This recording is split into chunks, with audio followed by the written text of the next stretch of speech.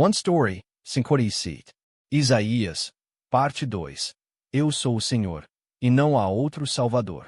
Isaías, capítulos 36 a 66. Agora passamos dos livros históricos e dos escritos para os livros proféticos. Na primeira metade de Isaías, vimos as repetidas repreensões de Deus contra os pecados do seu povo e a constante declaração de salvação. Aprendemos que a salvação de Deus não vem de qualquer justiça ou mérito do povo, mas do seu próprio amor, da sua iniciativa zelosa e soberana. Agora, antes de anunciar a sua obra redentora na segunda metade, Deus primeiro conecta a mensagem por meio de um registro histórico, a salvação experimentada durante o reinado do rei Ezequias em Judá. Que confiança é essa em que você se apoia? No 14º ano do reinado de Ezequias sobre Judá, o rei da Assíria, Senaqueribe, veio contra eles. Isso aconteceu exatamente 21 anos após a queda do reino do norte, Israel. Senaqueribe enviou o comandante de campo, o Rabsaque, que disse: Que confiança é essa em que você se apoia? Você diz: Confiamos no Senhor. Nosso Deus, o próprio Senhor me disse para marchar contra esta terra e destruí-la. Não deixe que Ezequias engane vocês, dizendo: O Senhor nos livrará. Algum Deus de alguma nação já livrou a sua terra das mãos do rei da Assíria. Como, então, o Senhor livrará Jerusalém da minha mão? Essas eram palavras de zombaria, não apenas contra Judá, mas contra o próprio Senhor. Mas precisamos entender: o que o Rabsaque dizia refletia, de fato, a verdadeira condição espiritual de Judá, naquele tempo. Israel, o reino do norte, já havia caído diante da Assíria em 722 a.C., depois de passar por reis como Menahem, Pecaías e Pessa, terminando com Oséias. E agora, no reino do sul, Judá, encontramos o rei Ezequias, um dos bons reis, reinando entre o governo perverso de Acais e o reinado ainda mais ímpio de Manassés. Apesar de testemunharem a queda dos vizinhos do norte, Judá ainda buscava segurança em alianças internacionais, ora com a Síria, ora com o Egito, em vez de voltar-se para Deus. Eles deveriam ter se arrependido e retornado ao Senhor. Mas, em vez disso, estavam focados apenas em evitar ameaças imediatas. Eles não faziam ideia de que, depois da Assíria, Deus usaria Babilônia, Média-Pérsia, Grécia e Roma para cumprir seus propósitos. Exteriormente, Judá parecia forte e próspera, mas a justiça e a retidão tinham desmoronado. O que restava não passava de serviço labial e formalidade religiosa vazia.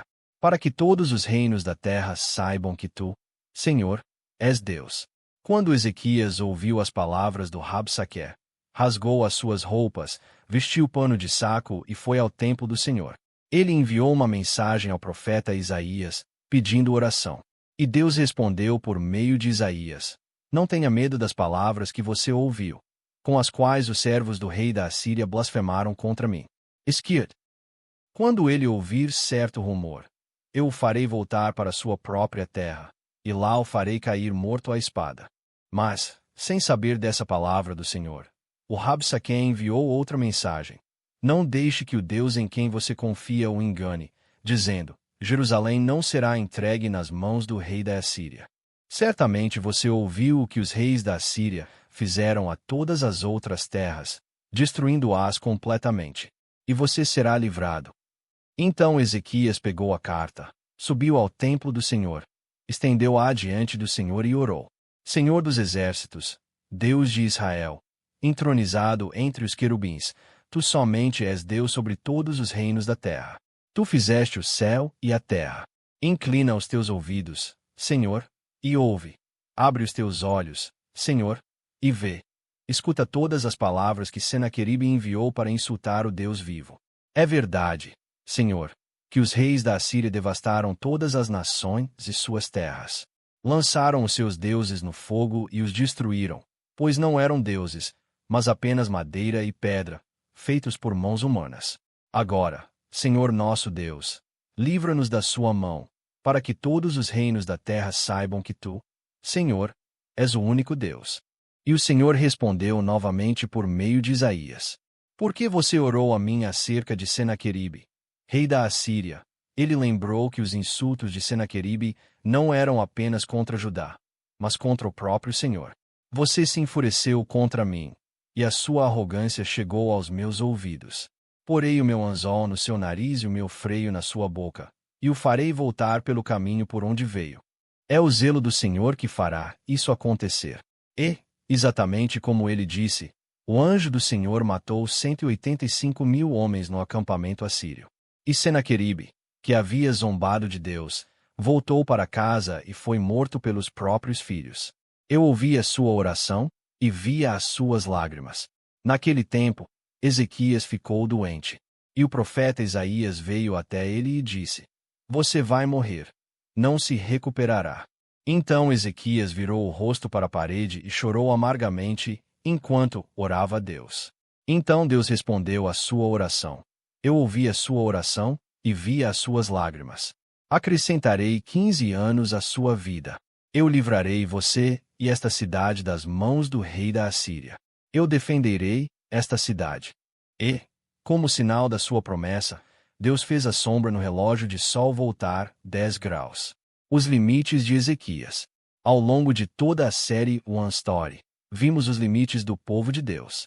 Nenhum deles foi justo por si mesmo. Cada um permaneceu de pé apenas porque Deus os sustentou. Eles eram o que eram por causa da graça que Deus lhes havia concedido. Por isso, não devemos fixar nossos olhos nas pessoas. Precisamos conhecer o Deus que andou com elas, por meio da sua palavra. E Ezequias não é exceção. Ele testemunhou a vitória impossível sobre a Assíria. Recebeu mais 15 anos de vida. Viu a sombra recuar no relógio de sol, um milagre inegável. Mas, depois disso, Ezequias se tornou orgulhoso. O que Deus havia feito era verdadeiro. Mas, no momento em que Ezequias começou a pensar que a obra de Deus acontecerá por causa dele, e não por causa do zelo e da misericórdia de Deus, ele caiu em orgulho. Ezequias recebeu os emissários da Babilônia, Merodach e Baladão, e se alegrou com seus presentes. Então, orgulhosamente, mostrou-lhes tudo o que possuía. Por meio do profeta Isaías, Deus disse a ele: Certamente virá o tempo em que tudo o que há em seu palácio e tudo o que os seus antepassados acumularam até hoje será levado para a Babilônia. Nada restará. Esta é a insensatez do homem. E é exatamente por isso que o próprio Deus teve de vir como nosso mediador, Jesus Cristo. Por meio desse relato histórico colocado entre a primeira e a segunda metade de Isaías, podemos ver o coração de Deus para com seu povo. A condição espiritual do povo de Judá era exatamente como Rabsaquer, comandante assírio, havia dito. Eles não reconheciam a Deus. Não confiavam em ele. Confiavam no poder do mundo. Em vez de rasgarem suas roupas e se humilharem diante de Deus, como fez Ezequias, escolheram conforto. Em vez de virarem as costas para o mundo e se voltarem para o templo em arrependimento, apenas tentaram sobreviver à crise. Mas o coração de Deus sempre foi para a salvação, não para o castigo. Assim como ele ouviu a oração de Ezequias e respondeu, ele teria feito o mesmo. Mas o povo não voltou. Depois da derrota da Assíria e da morte de Senaqueribe, quando o perigo havia passado, o povo voltou a confiar nos poderes do mundo. Como Ezequias, agiram como se merecessem a proteção e as bênçãos que haviam recebido. Alegraram-se com o livramento de Deus, mas não compreenderam o seu coração. O coração que precisa disciplinar o seu povo por causa do seu pecado. Agora, na segunda metade de Isaías, Deus declara o seu plano de salvação. Não porque seu povo tenha feito algo para merecer, mas porque ele escolheu um remanescente. Aqueles que lhe pertencem, chamados pelo seu nome. Sim, seus pecados ainda serão mencionados em alguns momentos. Mas agora, Deus falará do reino que ele mesmo realizará. Consolem, consolem o meu povo. Para este povo, rebelde, idólatra, que constantemente se voltava para os poderes do mundo, Deus ainda diz: Vocês são o meu povo. Ele o chama de meu servo. Ele o chama de Jacó, a quem escolhi. Assim como Salomão disse à mulher sulamita no Cântico dos Cânticos: O meu amado é meu, e eu sou dele. Eu sou do meu amado, e o meu amado é meu. Deus diz: Vocês são o meu povo. Essa união entre o Deus Santo e um povo pecador só é possível por meio de Jesus Cristo. Deus agora declara o seu poder incomparável ao seu povo, aqueles que, por tanto tempo, desviaram os olhos dele para adorar e servir os ídolos deste mundo em busca de proveito próprio. E ele proclama: fora de mim, não há Salvador. Aquele que conduz o seu povo a pastos verdejantes e águas tranquilas, que restaura a alma, que caminha com eles pelo vale da sombra da morte, que consola e protege com o cajado e o bordão. Só ele é Deus. Os ídolos não são nada. Suas obras são vazias, suas imagens não passam de vento e confusão. Deus diz: não temas, não te assombres, não tenha medo. Por quê? Porque eu sou o teu Deus, e estarei contigo. Porque eu te ajudarei. Porque você é meu. Porque não há outro Deus além de mim. Porque eu sou o teu marido. Os dias de disciplina estão chegando ao fim. Deus diz: esqueçam o que se foi. Não vivam no passado. Vejam, estou fazendo uma coisa nova. Ela já está surgindo. Vocês não a reconhecem.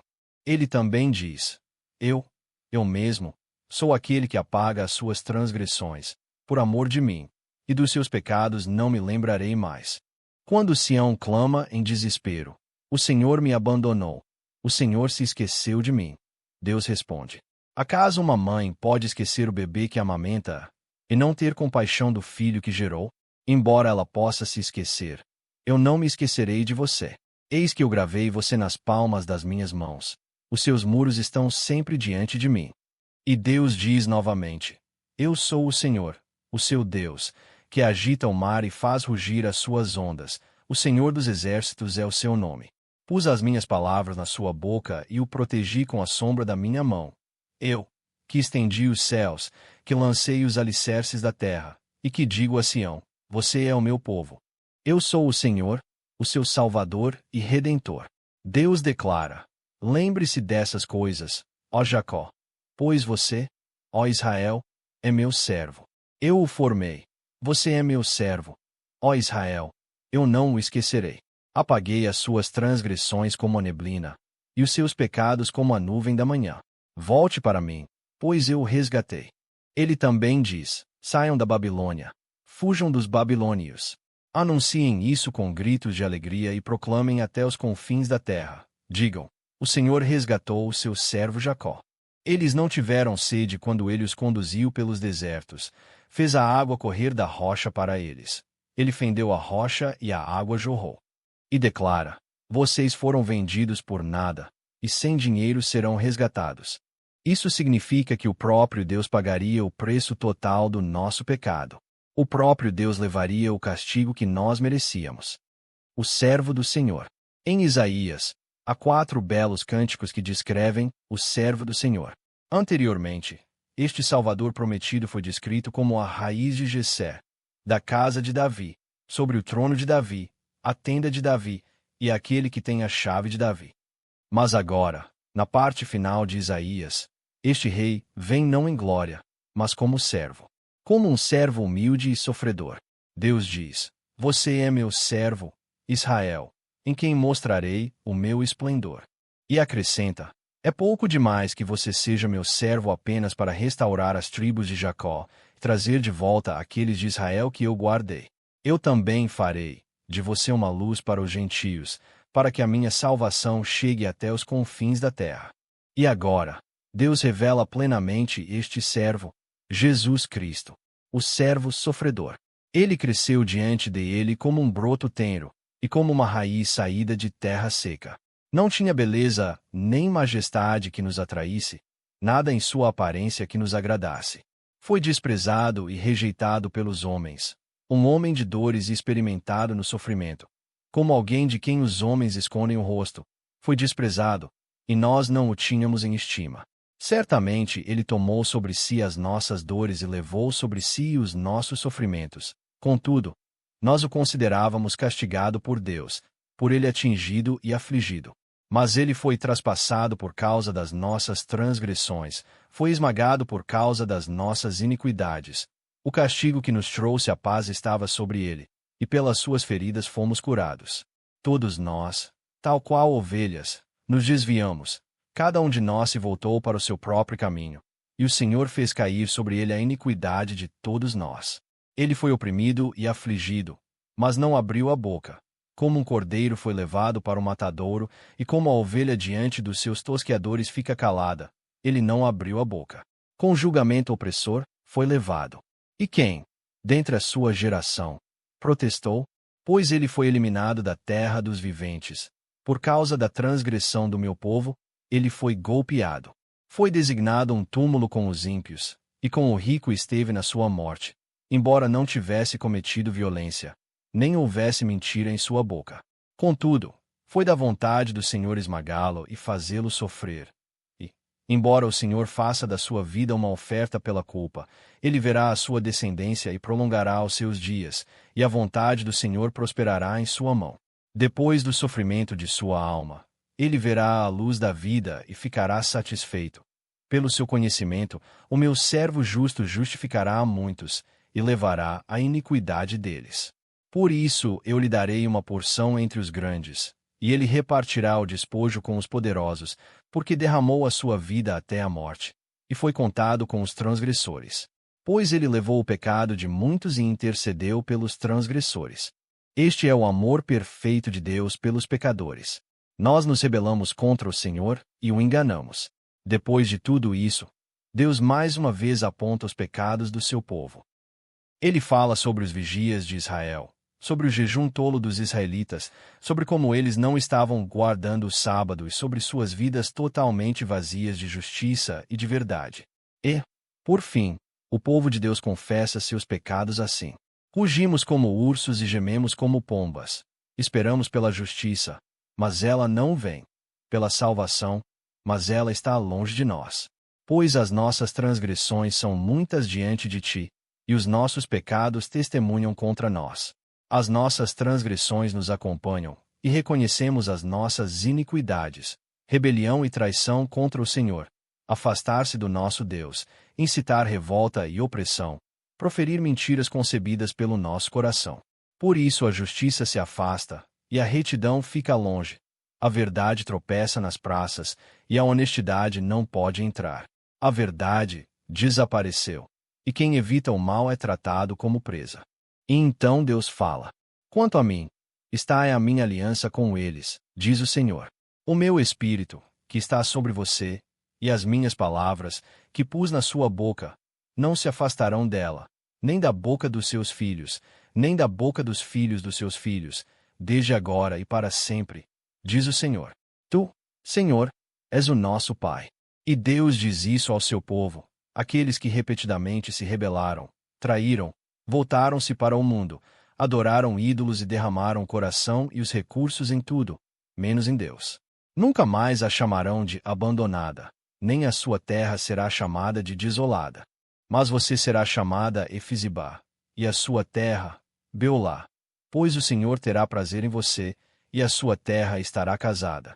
Assim como o jovem se casa com uma jovem, assim o seu edificador se casará com você. Como o noivo se alegra com a noiva, assim o seu Deus se alegrará com você. E, nesse relacionamento restaurado, o povo de Deus confessará assim: Tu, Senhor, és o nosso Pai. Ainda que Abraão não nos conheça, e Israel não nos reconheça, tu, Senhor, és o nosso Pai. Desde a antiguidade teu nome é o nosso Redentor. Porque, Senhor, nos fazes vaguear para longe dos teus caminhos, e endureces o nosso coração para não te temermos.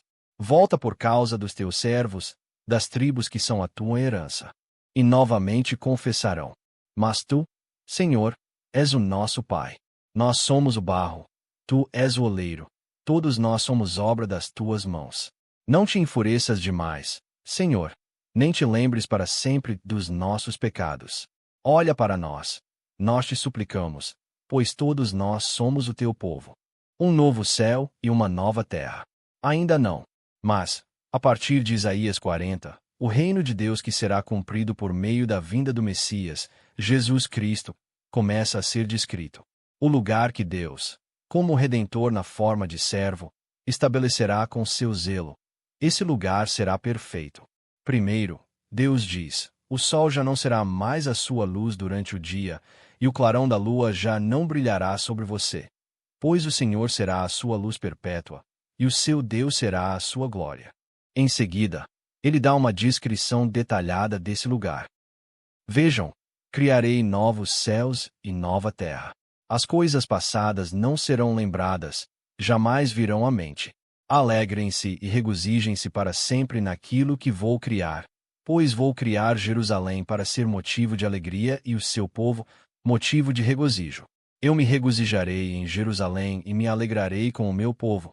Nunca mais se ouvirá nela choro, nem clamor de tristeza. Nunca mais haverá nela uma criança que viva apenas alguns dias, nem um idoso que não complete os seus anos de vida. Quem morrer aos 100 anos será considerado jovem, e quem não chegar aos 100 anos será considerado amaldiçoado. Construirão casas e nelas habitarão, plantarão vinhas e comerão do seu fruto. Já não construirão para outros habitarem, nem plantarão para outros comerem. Pois assim como são os dias de uma árvore, assim serão os dias do meu povo. Os meus escolhidos desfrutarão por muito tempo do trabalho das suas mãos. Não trabalharão inutilmente, nem gerarão filhos para desgraça, pois serão um povo abençoado pelo Senhor, eles e os seus descendentes. Antes de clamarem, eu responderei. Ainda estarão falando, e eu os ouvirei. O lobo e o cordeiro pastarão juntos, e o leão comerá palha como boi, e o pó será o alimento da serpente. Ninguém fará nem mal, nem destruição em todo o meu santo monte. Os seus descendentes e o seu nome permanecerão. Deus diz: eis para quem olharei com favor, para o humilde e contrito de espírito, que treme diante da minha palavra.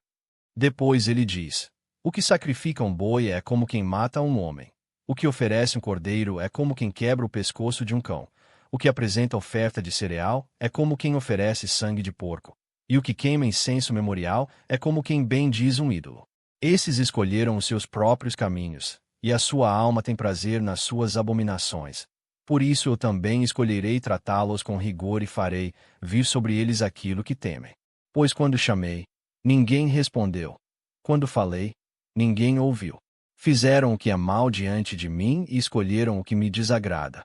E então ele diz: eu, por conhecer as suas obras e os seus pensamentos, estou prestes a vir e a juntar todos os povos e línguas. Eles virão e verão a minha glória.